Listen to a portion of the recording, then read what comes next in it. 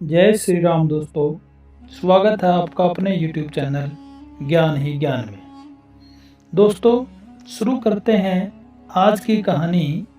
किसी गांव में एक साधु रहा करता था और वह जब भी नाचता था तो बारिश होती थी।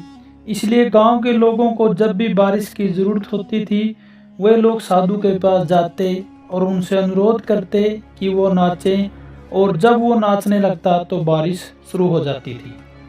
कुछ दिनों बाद 4 लड़के शहर से गांव में घूमने आए। जब उन्हें इस बात को मालूम हुआ कि किसी साधु के नाचने से बारिश होती है तो उन्हें यकीन नहीं हुआ।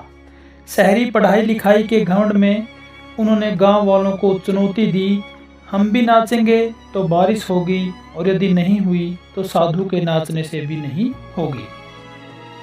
फिर क्या था, अगले दिन सुबह सुबह ही गांव वाले उस लड़के को लेकर साधु की कुटिया पर पहुंच गए।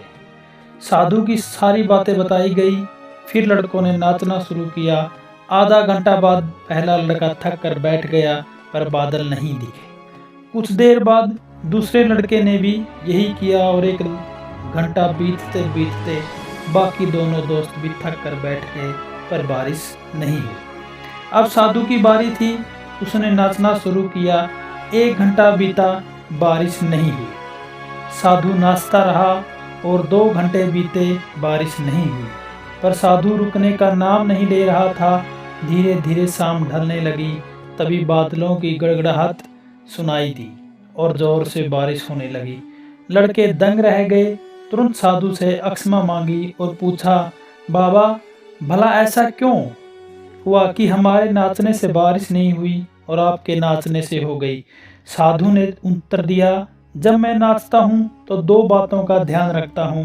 पहली बात, मैं ये सोचता हूँ जब मैं नाचूंगा तो बारिश को होना ही पड़ेगा, और दूसरी ये कि मैं तब तक नाचूंगा जब तक बारिश ना हो जाए। लड़के साधु के आगे नतमस्तक हो गए। तो दोस्तों, सफलता पाने वाले में यही गुण होता है, वो जिस चीज़ को करते हैं उसमें उन्हें सफल होने का पूरा यकीन होता है, और वो तब तक उस चीज़ को करते हैं जब तक सफल ना हो जाए।